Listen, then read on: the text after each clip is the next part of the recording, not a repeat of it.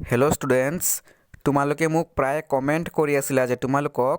BA third ছেমিষ্টাৰৰ new CBCS চিলেবাছৰ অন্তৰ্গত political science general and regular pass course ছাবজেক্টটিৰ ওপৰত ভিডিঅ' লাগে। গতিকে তোমালোকে কৰা কমেণ্ট অনুসৰি আজি মই তোমালোকৰ বাবে BA থাৰ্ড ছেমিষ্টাৰৰ নিউ CBCS চিলেবাছৰ অন্তৰ্গত ৰাজনীতি বিজ্ঞান অৰ্থাৎ political science general and regular pass course ছাবজেক্টটিৰ প্ৰথমটি অধ্যায়ৰ ওপৰত ভিডিঅ' লৈ আহিছোঁ। অৰ্থাৎ তুলনামূলক চৰকাৰ আৰু ৰাজনীতিৰ পৰা হ'বলগীয়া অৰ্থাৎ প্ৰথমটি অধ্যায়ৰ পৰা হ'বলগীয়া তুলনামূলক চৰকাৰ আৰু ৰাজনীতিৰ পৰা হ'বলগীয়া কমপ্লিট কুৱেশ্যন এনচাৰ অৰ্থাৎ গোটেই প্ৰশ্নৰ উত্তৰ লৈ আহিছোঁ। ইয়াৰে প্ৰথমটি অধ্যায়ৰ পৰা হ'বলগীয়া 1 আৰু 2 মাৰ্কছৰ কুৱেশ্যনৰ লগতে 5 and 10 মাৰ্কছৰ লং কুৱেশ্যনৰ ওপৰত ভিডিঅ' লৈ আহিছোঁ। গতিকে আজিৰ ভিডিঅ'টো তোমালোকৰ বাবে অতি দৰকাৰী। তোমালোকে ভিডিঅ'টো একদম শেষলৈকে চাই যোৱা আৰু ধুনীয়াকৈ চাই কুৱেশ্যন এনচাৰবোৰ ধুনীয়াকৈ লিখি ল'বা। আৰু মই তোমালোকক ডিছক্ৰিপশ্যনত মই তোমালোকক এডুকেশ্যনৰ লিংকটো দি দিম, ঠিক আছে। থাৰ্ড ছেমিষ্টাৰৰ এডুকেশ্যনৰ লিংকটো দি দিম, মানে গোটেই কিতাপৰ ওপৰত মই ভিডিঅ' বনাই আপলোড কৰিছোঁ। গতিকে তোমালোকে এডুকেশ্যনৰ পৰা হ'বলগীয়া কমপ্লিট কুৱেশ্যন এনচাৰ চাই লিখি ল'ব পাৰিবা। তোমালোকৰ সুবিধাৰ কাৰণে মই ডিছক্ৰিপশ্যনত লিংকটো দি দিম, ঠিক আছে। তাৰ পৰা চাই লিখি ল'ব পাৰিবা। আৰু তোমালোকে কমেণ্ট কৰা মতে আজি মই তোমালোকৰ বাবে থাৰ্ড ছেমিষ্টাৰৰ মানে নিউ CBCS চিলেবাছৰ অন্তৰ্গত পলিটিকেল ছায়েন্সৰ মই পাছ ক'ৰ্ছৰ ওপৰত ভিডিঅ' লৈ আহিছোঁ। পাছ ক'ৰ্ছৰ মই প্ৰথমটি অধ্যায়ৰ পৰা হ'বলগীয়া কমপ্লিট কুৱেশ্যন এনচাৰ প্ৰদান কৰিম। নেক্সট ভিডিঅ'ত মই দ্বিতীয়টি কুৱেশ্যন এনচাৰ মানে দ্বিতীয়টি লেচনৰ পৰা হ'বলগীয়া কমপ্লিট কুৱেশ্যন এনচাৰ প্ৰদান কৰিম। গতিকে তোমালোকে like and share and subscribe কৰি থৈ দিবা, যাতে পৰৱৰ্তী ভিডিঅ'বোৰ তোমালোকে পাই থাকিব পাৰা। আৰু তোমালোকৰ সুবিধাৰ কাৰণে এটা তোমালোকে গ্ৰুপ খুলি ল'ব পাৰা, মোক এড কৰি দিবা। মই কমেণ্টত নাম্বাৰটো দি দিম, কমেণ্টত তোমালোকে মোৰ নাম্বাৰটো লৈ ল'বা, মই দি দিম, ঠিক আছে। আৰু ডিছক্ৰিপশ্যনতো মোৰ নাম্বাৰটো দিয়া থাকিব। তোমালোকে গ্ৰুপ এটা বনাই কিনে মোকো এড কৰি দিবা। তোমালোকে বিচৰা মতে মই তোমালোকৰ এডুকেশ্যনৰ পলিটিকেল ছায়েন্সৰ ইংলিছৰ পাছ ক'ৰ্ছৰ, ঠিক আছে, গতিকে ভিডিঅ'বোৰ তোমালোকক দি থাকিব পাৰিম। গতিকে এতিয়া দেৰি নকৰি আৰম্ভ কৰোঁ আজিৰ ভিডিঅ'টো। মই দৰকাৰী কথাবোৰ কৈ দিলোঁ। আৰু মনত ৰাখিবা CBCS চিলেবাছত তোমালোকৰ 10 মাৰ্কছৰ কুৱেশ্যনৰ লগত অৰ পাবা, ঠিক আছে, চিন্তা নকৰিবা। আৰু 1 আৰু 2 মাৰ্কছৰ শ্বৰ্ট কুৱেশ্যনৰ লগত অৰ নোপোৱা। অ'কে, মনত ৰাখিবা এইখিনি কথা। গতিকে এতিয়া আমি ফাৰ্ষ্ট লেচনটো আৰম্ভ কৰোঁ। তুলনামূলক চৰকাৰ আৰু ৰাজনীতি থাৰ্ড ছেমিষ্টাৰৰ political science general and regular pass course ছাবজেক্টটিৰ প্ৰথমটি অধ্যায় এইটো, তুলনামূলক চৰকাৰ আৰু ৰাজনীতি। তুলনামূলক চৰকাৰৰ ওপৰত তোমালোকে লং কুৱেশ্যন এটা পাবা, ঠিক আছে। গোটেইখিনি আছে, মই গোটেইখিনি মই চিৰিয়েলি 1 by 1 মই তোমালোকৰ প্ৰশ্নবোৰ ধুনীয়াকৈ পঢ়ি বুজাই যাম, যাতে পৰীক্ষাত তোমালোকক মনত পৰি যাওক, তোমালোকে যাতে সুবিধা হয়, ঠিক আছে। চোৱা, এতিয়া গোটেই আছে, চিন্তা কৰিব লগা বিষয় নাই। তুলনামূলক ৰাজনীতি বুলিলে কি বুজা? তুলনামূলক ৰাজনীতিৰ ওপৰত তোমালোকে লং কুৱেশ্যন এটা পাবা 5 মাৰ্কছৰ। গতিকে এইটো তোমালোকে লিখিব লাগিব। মানে তুলনামূলক ৰাজনীতি মানে কি? এখন দেশৰ ৰাজনীতিৰ লগত আন এখন দেশৰ ৰাজনীতিৰ গঠন প্ৰক্ৰিয়া, ঠিক আছে, যোগ্যতা অৰ্হতা আদিৰ তুলনা কৰিব লাগে, মানে কম্পেয়াৰ কৰিব লাগে। এখন দেশৰ ৰাজনীতিৰ লগত আন এখন দেশৰ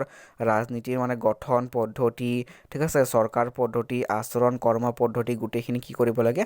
তুলনা কৰিব লাগে, কম্পেয়াৰ কৰিব লাগে, ঠিক আছে। তাকে তুলনামূলক ৰাজনীতি বুলি কোৱা হয়, মানে তোমালোকৰ কম্পাৰেটিভ পলিটিক্স বুলি কোৱা হয়। মই বুজাই দিম, চিন্তা নকৰিবা। লং কুৱেশ্যনো আছে, গোটেই লং কুৱেশ্যন আছে, শ্বৰ্ট কুৱেশ্যন গোটেইখিনি আছে। ফাৰ্ষ্ট মই শ্বৰ্ট কুৱেশ্যন দি আৰম্ভ কৰোঁ,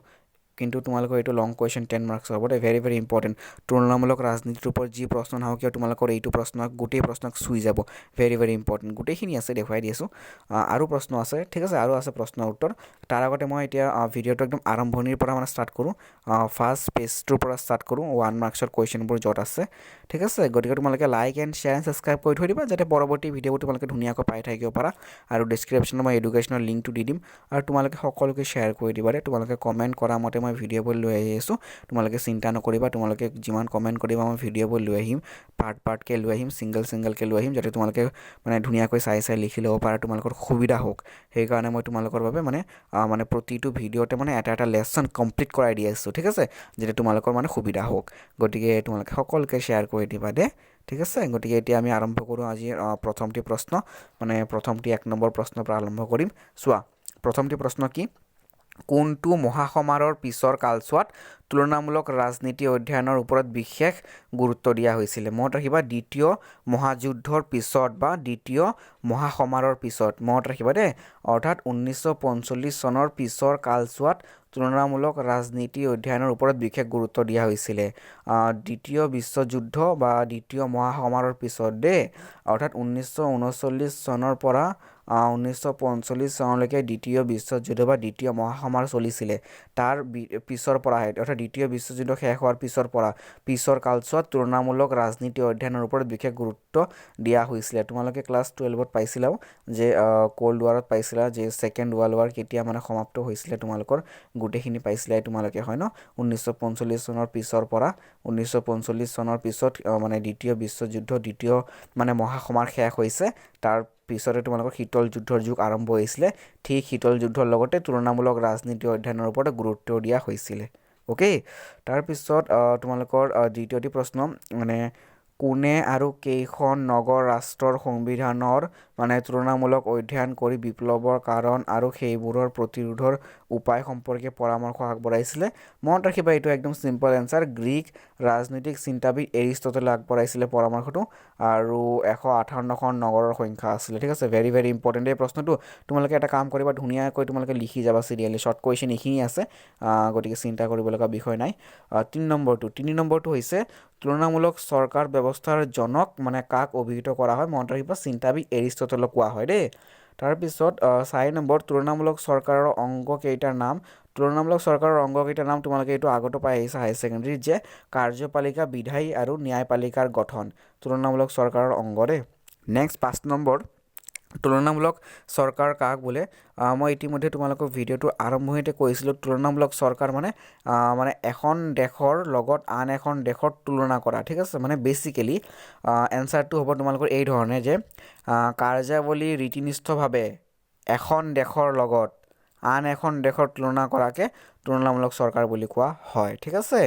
তাৰপিছত পৰৱৰ্তী প্ৰশ্ন হ'ব এতিয়া আমাৰ 6 নম্বৰ যে কোন চনত আমেৰিকাত আচৰণবাদী আন্দোলনৰ সূচনা হয় 1950 চনত আচৰণবাদী আন্দোলনৰ সূচনা হয় আমেৰিকাত USA ঠিক আছে মনত ৰাখিবা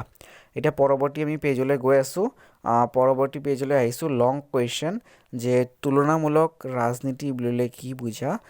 অৰ্থাৎ তুলনামূলক ৰাজনীতিৰ সংজ্ঞা দিয়া তুলনামূলক ৰাজনীতিৰ ধাৰণা উল্লেখ কৰা গতিকে তোমালোকে এইখিনি লিখিব লাগিব আৰু তুলনামূলক ৰাজনীতিৰ সম্পৰ্কে ক'বলৈ গ'লে তোমালোকে পোন প্ৰথমতে উল্লেখ কৰিব লাগিব যে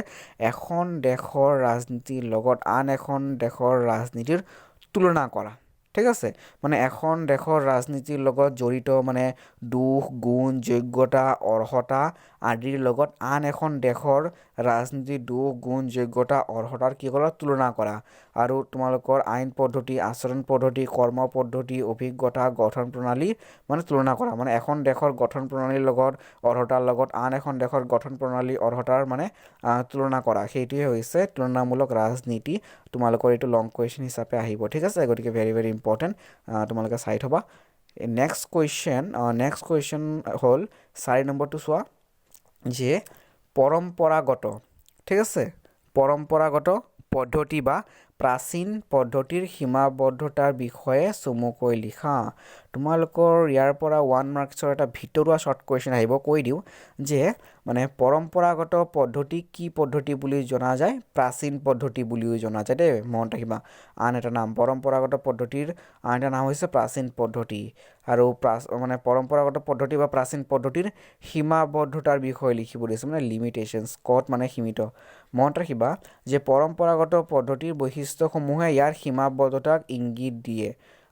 মানে পৰম্পৰাগত পদ্ধতিৰ যে যিবোৰ বৈশিষ্ট্য আছিলে পৰম্পৰাগত পদ্ধতিৰ যিবোৰ বৈশিষ্ট্য আছিলে সেই বৈশিষ্ট্যবোৰেই ইয়াৰ সীমাবদ্ধতাৰ ইংগিত দিয়ে এই পদ্ধতিৰ বৈশিষ্ট্যবোৰ হৈছে অতুলনামূলক বৰ্ণনাত্মক সংকীৰ্ণতা আৰু স্থবিৰতা অৰ্থাৎ মই কলমেদি চিন দিছোঁ চাৰিটা পইণ্টক চিন দিছোঁ ভেৰি ভেৰি ইম্পৰ্টেণ্ট অৰ্থাৎ মানে এই চাৰিটা বৈশিষ্ট্যই কি কৰিছিলে এই চাৰিটা বৈশিষ্ট্যই তুলনামূলক মানে তোমালোকৰ এই মানে অতুলনামূলক বৰ্ণনাত্মক সংকীৰ্ণতা আৰু স্থবিৰতা এই চাৰিটাই কি কৰিছিলে এই চাৰিটা বৈশিষ্ট্যই পৰম্পৰাগত মানে পদ্ধতিৰ মানে সীমাবদ্ধতাৰ ইংগিত দিছিলে ঠিক আছে তোমালোকে গোটেই দফাটো লিখিব লাগিব তোমালোকৰ 5 মাৰ্কছ থাকিব এইটো ওকে ধুনীয়াকৈ চাই লিখি ল'বা একদম নোটছবোৰ ধুনীয়াকৈ কমপ্লিট কৰি ক্লিয়াৰ কৰি থৈ দিবা ঠিক আছে এতিয়া আমি পৰৱৰ্তী পৃষ্ঠালৈ যাম পৰৱৰ্তী পৃষ্ঠালৈ আহিছোঁ যিটো তোমালোকৰ লং কুৱেশ্যন হ'ব মই আগতে কৈছোঁ ভিডিঅ'টোৰ মাজতে আকৌ কৈ দি আছোঁ যে তোমালোকৰ এইটো ভেৰি ভেৰি ইম্পৰ্টেণ্ট লং কুৱেশ্যন হ'ব তোমালোকে তুলনামূলক ৰাজনীতি কি তুলনামূলক ৰাজনীতি বুলিলে কি বুজা তুলনামূলক ৰাজনীতিৰ এটা ধাৰণা উল্লেখ কৰা গতিকে তোমালোকৰ প্ৰশ্নটো এইটোৱে হ'ব মানে এনচাৰটো এইটোৱেই হ'ব অ'কে ভেৰি ভেৰি ইম্পৰ্টেণ্ট আৰু তোমালোকৰ প্ৰশ্নটোৰ লগত জড়িত আৰু এটা প্ৰশ্ন আছে লং কুৱেশ্যনতে 10 মাৰ্কছৰ যে তুলনামূলক ৰাজনীতি বুলিলে কি বুজা বা তুলনামূলক ৰাজনীতি কি বুজায় তুলনামূলক ৰাজনীতি এখন দেশৰ অৰ্থনীতিৰ লগত মানে যোগ্যতাৰ লগত গুণৰ লগত দোষৰ লগত অৰ্হতাৰ লগত মানে আন এখন দেশৰ অৰ্থনীতিৰ তুলনা কৰা ঠিক আছে মানে তুলনামূলক ৰাজনীতিৰ আৰু তুলনামূলক ৰাজনীতিৰ ক্ৰমবিকাশ সম্পৰ্কে আলোচনা কৰা ক্ৰমবিকাশ মানে কি ধৰণে উৎপত্তি হৈছে কৰ পৰা হৈছে কি ধৰণে মানে ইয়াৰ মানে চৰ্চাটো মানে বিয়পি পৰিছে ঠিক আছে দ্বিতীয় বিশ্বযুদ্ধৰ পিছতে অৰ্থাৎ দ্বিতীয় মহাসমাৰৰ পিছতে হৈছে এইটো মই ইতিমধ্যে কৈ দিছোঁ যে দ্বিতীয় মহাসমাৰ শেষ হোৱাৰ পিছত বা দ্বিতীয় মানে মহাযুদ্ধ বা বিশ্বযুদ্ধ শেষ হোৱাৰ পিছত তুলনামূলক ৰাজনীতি অধ্যয়নৰ ওপৰত বিশেষ গুৰুত্ব দিয়া হৈছিলে দেই গতিকে এইখিনি লিখিব লাগিব কি ধৰণে আৰম্ভণি হৈছিলে তাৰপিছত পৰৱৰ্তী প্ৰশ্নলৈ আহিছোঁ পৰৱৰ্তী প্ৰশ্ন হৈছে যে আমাৰ তুলনামূলক ৰাজনীতি আৰু তুলনামূলক চৰকাৰ একেনে এনচাৰটো অকণমান তোমালোকে মনোযোগেৰে শুনিবা যে তুলনামূলক ৰাজনীতি আৰু তুলনামূলক চৰকাৰ একে অৰ্থৰ ব্যৱহাৰ হয় যদিও মানে দুটাৰ মাজত কিছু পাৰ্থক্য আছে তুলনামূলক ৰাজনীতি তুলনামূলক চৰকাৰতকৈ অধিক বাস্তৱধৰ্মী আৰু বিজ্ঞানসন্মত মন ৰাখিবা তুলনামূলক ৰাজনীতি তুলনামূলক চৰকাৰতকৈ অধিক বাস্তৱধৰ্মী আৰু বিজ্ঞানসন্মত তুলনামূলক চৰকাৰে কেৱল চৰকাৰৰ সম্পৰ্কে মানে অধ্যয়ন কৰে কিন্তু তুলনামূলক ৰাজনীতিয়ে চৰকাৰ আৰু বেচৰকাৰী দুয়ো ব্যৱস্থা সামৰি লয় গতিকে তোমালোকে পাৰ্থক্য হিচাপে আহিলেও এইখিনি লিখিলে হৈ যাব চিন্তা নকৰিবা দফা হিচাপে লিখি ল'বা দে যিদৰে দিয়া আছে সেই দফা হিচাপে লিখিবা এতিয়া আমি পৰৱৰ্তী কুৱেশ্যনলৈ গৈ আছোঁ আমাৰ পৰৱৰ্তী কুৱেশ্যন আহি পাইছোঁ এতিয়া আমি পৰৱৰ্তী কুৱেশ্যন লং কুৱেশ্যন দে 10 মাৰ্কছৰ লং কুৱেশ্যন যে তুলনামূলক চৰকাৰ অধ্যয়নৰ পৰম্পৰাগত আৰু আধুনিক পদ্ধতিৰ বৈশিষ্ট্যবিলাক লিখা চোৱা পৰম্পৰাগত পদ্ধতিৰ জেগাত কেতিয়াবা প্ৰাচীন পদ্ধতিও দিব পাৰে কনফিউজ নবাই কেৰে পৰম্পৰাগত পদ্ধতি আন এটা নাম হৈছে প্ৰাচীন পদ্ধতি কিন্তু প্ৰশ্নটোত কি সুধিছে প্ৰশ্নটোত এইটোৱে সুধিছে যে তুলনামূলক চৰকাৰ অধ্যয়নৰ পৰম্পৰাগত পদ্ধতি আৰু আধুনিক পদ্ধতি মানে বৰ্তমান পদ্ধতিৰ মানে বৈশিষ্ট্যবোৰ কি আলোচনা কৰা তোমালোকে প্ৰথমতে লিখিবা পাঁচটাকৈ লিখিব লাগিব বা চাৰিটাকৈ লিখিব লাগিব কিন্তু তোমালোকে পইণ্টত লিখিবা দেই ভাল নম্বৰ এণ্ড স্ক'ৰিং পোৱাৰ কাৰণে পইণ্টত লিখিবই লাগিব চ' এনচাৰটো মই কৈ দি আছোঁ মানে কেনেকৈ লিখিবা ক খ গ হিচাপে আছে যে প্ৰথমতে তোমালোকে লিখিবা তুলনামূলক চৰকাৰ অধ্যয়নৰ পৰম্পৰাগত পদ্ধতি ঠিক আছে প্ৰথমতে লিখিবা পৰম্পৰাগত পদ্ধতিৰ বৈশিষ্ট্যবোৰ ঠিক আছে যেনেকৈ দিয়া আছে তোমাক ভাগকৈ লিখিবা মানে অতুলনামূলক পৰম্পৰাগত অধ্যয়ন পদ্ধতিৰ আন এটা বৈশিষ্ট্য হৈছে মানে বৰ্ণনাত্মক ঠিক আছে গতিকে এই ধৰণে লিখিব লাগিব তাৰপিছত সংকীৰ্ণতাও আছে স্থবিৰতাও আছে এইবোৰ কি হয় সংকীৰ্ণতা স্থবিৰতা এইবোৰ তুলনামূলক চৰকাৰ অধ্যয়নৰ পৰম্পৰাগত পদ্ধতি ঠিক আছে তাৰপিছত আমি পঢ়িম আধুনিক পদ্ধতি চোৱা পৰম্পৰাগত চৰকাৰ অধ্যয়নৰ আধুনিক পদ্ধতিৰ বৈশিষ্ট্য ঠিক সেইদৰে এইবোৰৰ ক খ গ ঘ আছে চাইতে তোমালোকে ধুনীয়াকৈ পইণ্টৰ দফা হিচাপে লিখিবা দেই ভাল নম্বৰ স্ক'ৰিং কৰাৰ কাৰণে দফাটো ধুনীয়াকৈ লিখি ল'বা ঠিক আছে যিদৰে দিয়া আছে সেইদৰে তোমালোকে লিখিবই লাগিব এইখিনি অ'কে মনত ৰাখিবা গতিকে আজিৰ আমাৰ এইটো লাষ্ট কুৱেশ্যন আছিলে মই আকৌ কৈ দি আছোঁ তোমালোকে এইটো দফাত লিখিবা এইটো হ'ল পৰম্পৰাগত মানে পদ্ধতি ঠিক আছে পৰম্পৰাগত পদ্ধতিৰ বৈশিষ্ট্য তুলনামূলক চৰকাৰ অধ্যয়নৰ পৰম্পৰাগত পদ্ধতিৰ বৈশিষ্ট্য আৰু নেক্সটটো হৈছে তুলনামূলক চৰকাৰ অধ্যয়নৰ আধুনিক পদ্ধতিৰ বৈশিষ্ট্য বৰ্তমান সাম্প্ৰতিক সময়ৰ বৈশিষ্ট্য ঠিক আছে গতিকে তোমালোকে এইটো ধুনীয়াকৈ চাই গোটেই ভিডিঅ'ৰ পৰা প্ৰশ্নৰ উত্তৰবোৰ ধুনীয়াকৈ লিখি ল'বা আৰু তোমালোকৰ সুবিধাৰ কাৰণে গ্ৰুপ এটা বনাই দিবা য'ত মই কুৱেশ্যন এনচাৰবোৰ আপলোড কৰি থাকিম তোমালোকৰ সুবিধাৰ কাৰণে আৰু বাকী সকলোকে শ্বেয়াৰ কৰি দিবা দেই তোমালোকে শ্বেয়াৰ কৰাৰ মতে মই ভিডিঅ'বোৰ লৈ আহি থাকিম গতিকে তোমালোকৰ চিনাকি গোটেই অল ফ্ৰেণ্ডছক কলেজত শ্বেয়াৰ কৰি দিবা ঠিক আছে